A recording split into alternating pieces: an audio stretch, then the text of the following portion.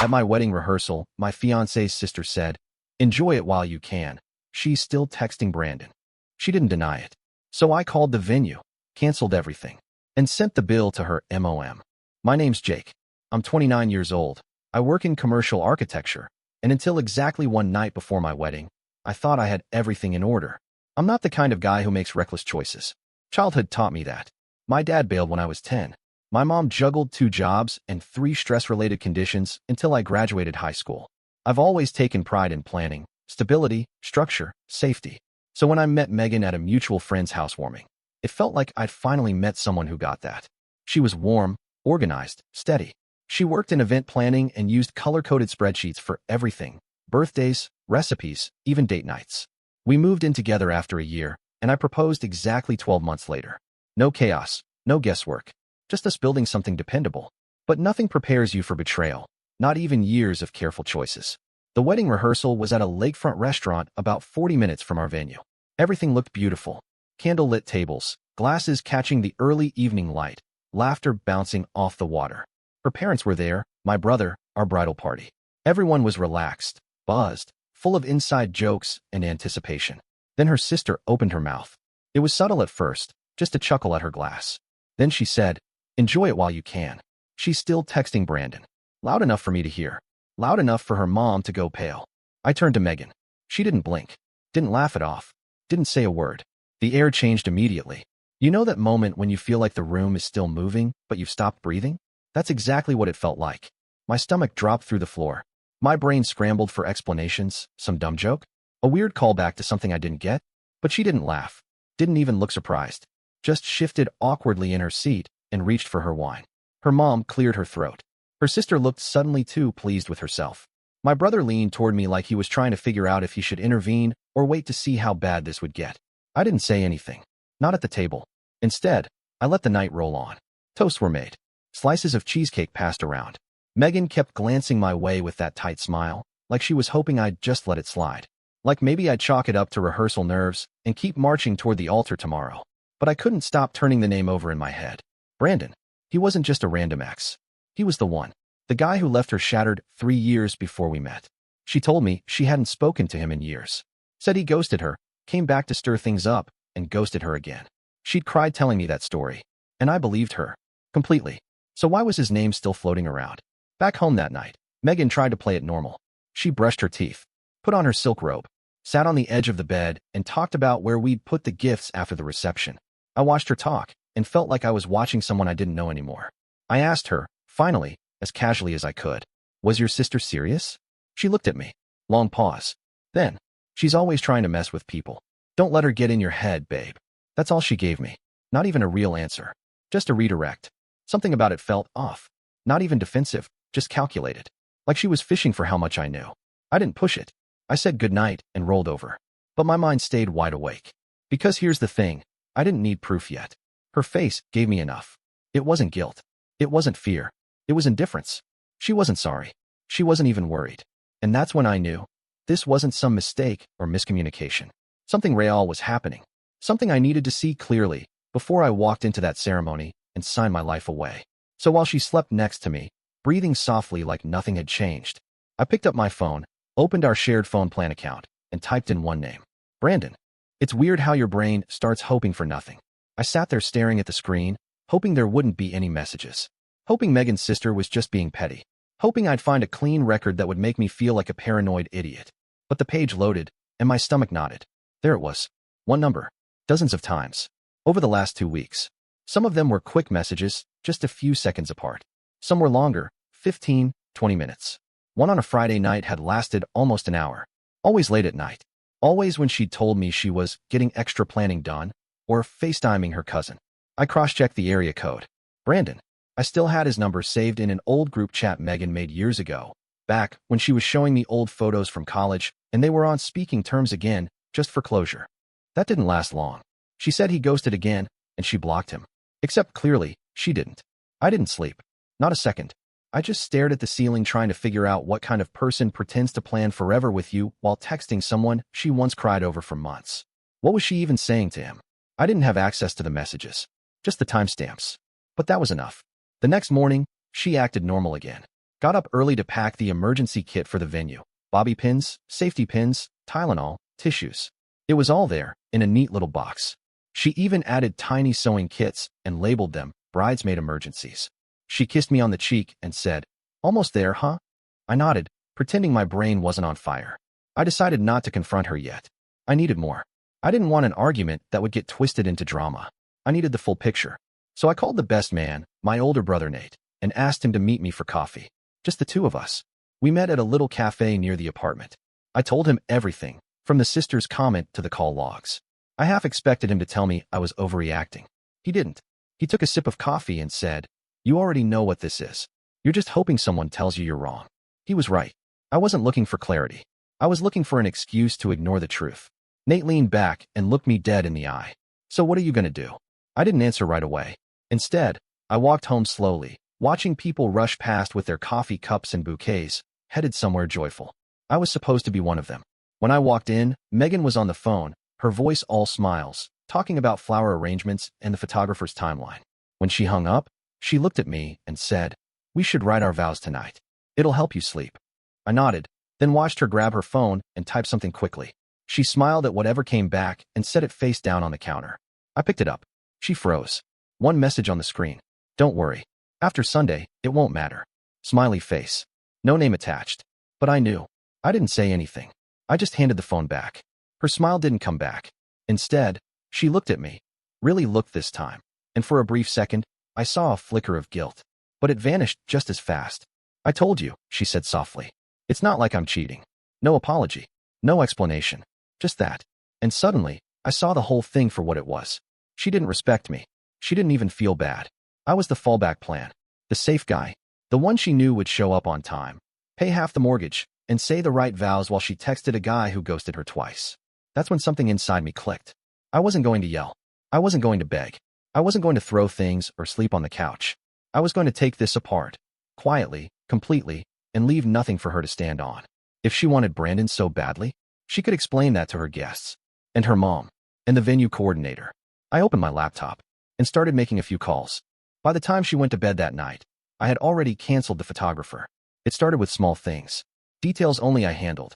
I had booked most of the vendors under my name and card, my credit, my accounts, my login.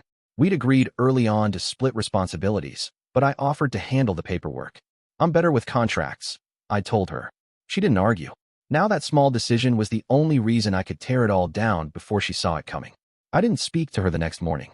I just went through the motions, showered, helped pack some decorations, loaded up the car. She assumed I was just tired or anxious. Her smile was back.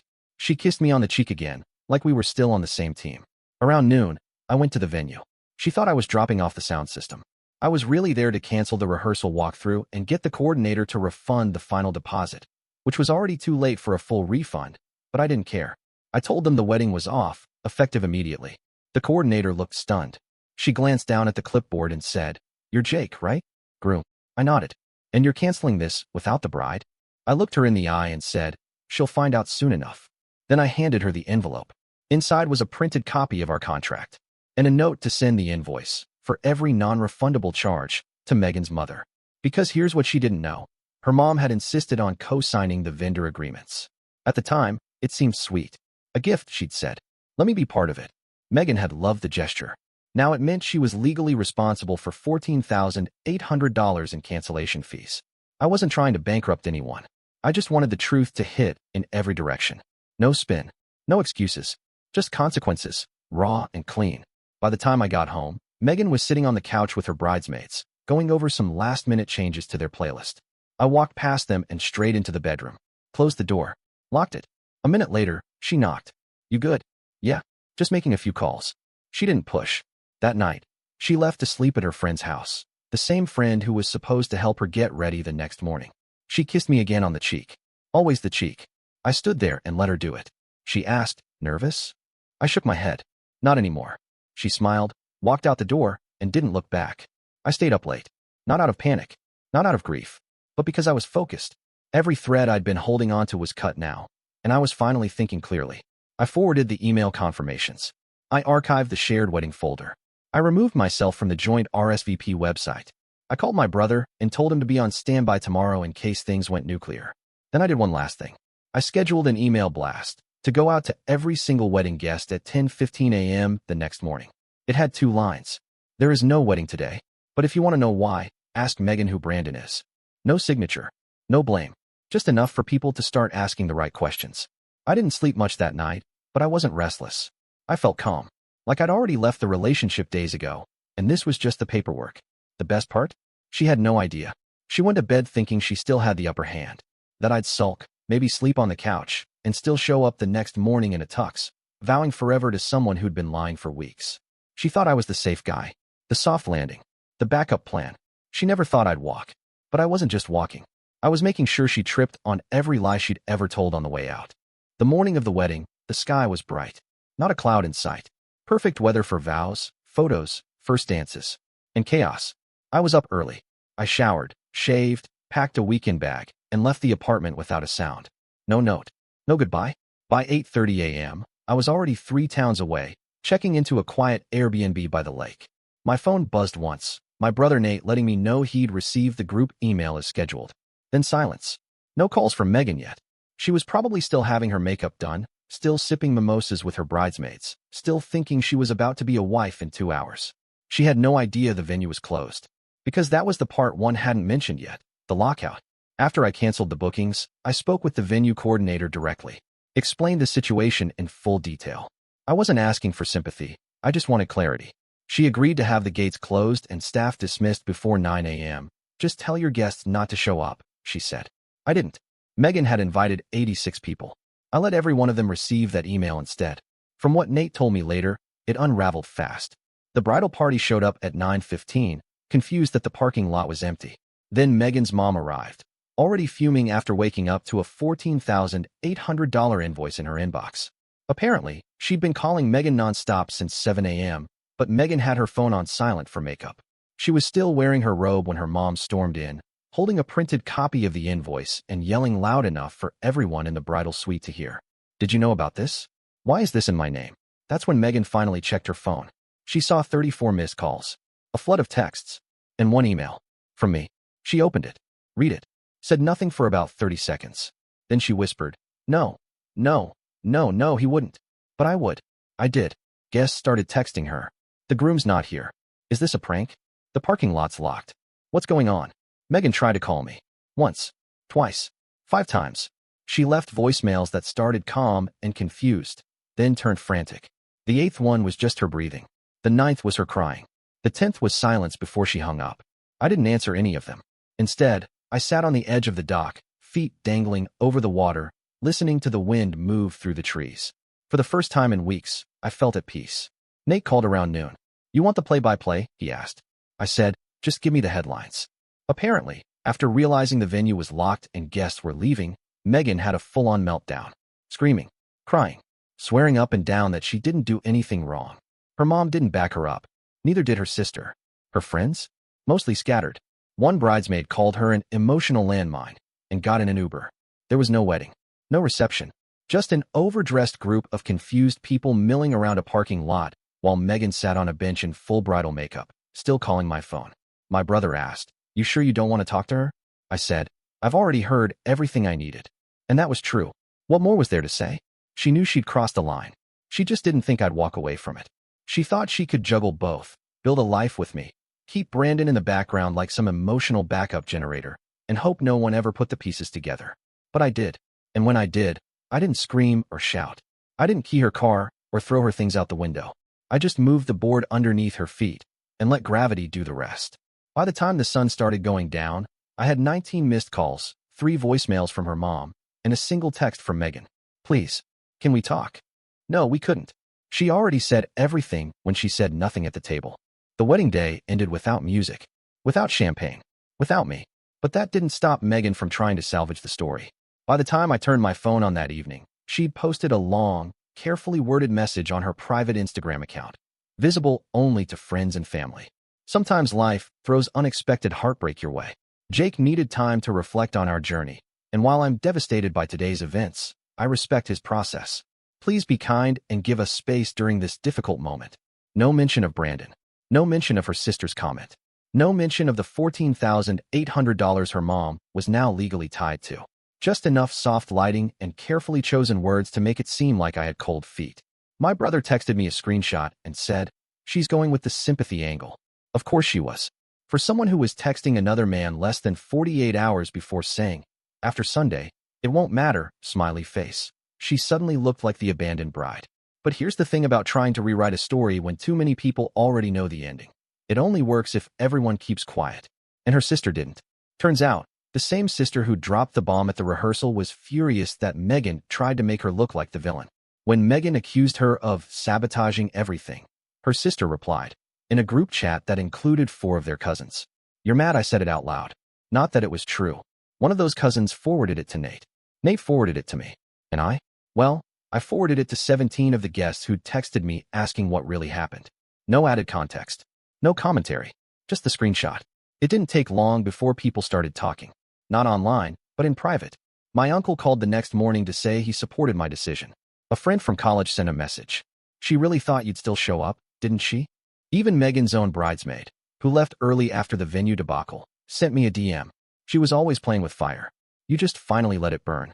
But none of it compared to the last voicemail I got from Megan. It was around midnight. Her voice was raw, shaky, angry. "You humiliated me. You blindsided everyone. We could have handled this privately, but no, you had to make it a show. I don't even know what I did that was so unforgivable. Talking to someone I used to care about? That's your reason for blowing up our entire future? I hope you're proud of yourself." I listened to it once, then deleted it. It was never about Brandon, not entirely. It was about trust, about disrespect, about believing you're entitled to one person's loyalty while keeping someone else on the hook. I'd been careful, loyal, steady. She knew that. She counted on that. That's why she never thought I'd leave. But people like Megan don't understand quiet boundaries. They only notice consequences when they arrive dressed as invoices and locked doors. The next morning, I got a call from her mom. Straight to voicemail. Then a text. "We need to talk. About the financial situation." No apology. No acknowledgement. Just a request for cleanup. I didn't respond. A day later, her mom's lawyer emailed me, trying to challenge the invoice charges. But the contract was ironclad. Her co-signature was on every agreement. The venue coordinator and photographer both confirmed I had full authorization to cancel. I never heard from that lawyer again. By the end of the week, Megan's sympathy post had disappeared. Her page went private. Her sister, from what I heard, moved out of their shared apartment and stopped returning calls. There was no engagement, no wedding, no future. Just a woman sitting in a white dress on a bench in front of 80 confused people, dialing the man she thought would never walk away. And me? I didn't just walk. I ran toward the life I should have chosen months ago, one that didn't include someone who needed a backup plan. A week after everything blew up, I finally allowed myself to breathe. No more calls. No more texts. I'd muted every number tied to her, blocked her mom, even shut down our wedding site. It was quiet now, the kind of quiet that used to scare me. But this time it felt earned.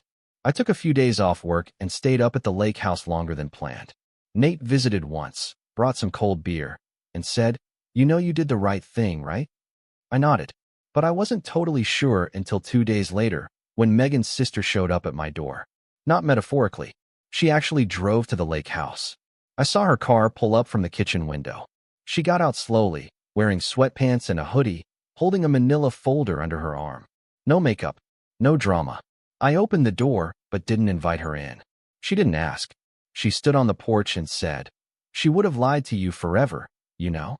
I only said something at the rehearsal because I thought you deserved better." I didn't reply. I just waited. She took a breath. "She wasn't planning to marry you, Jake." Not really. That hit harder than I expected. She opened the folder and handed me a single sheet of paper, folded once.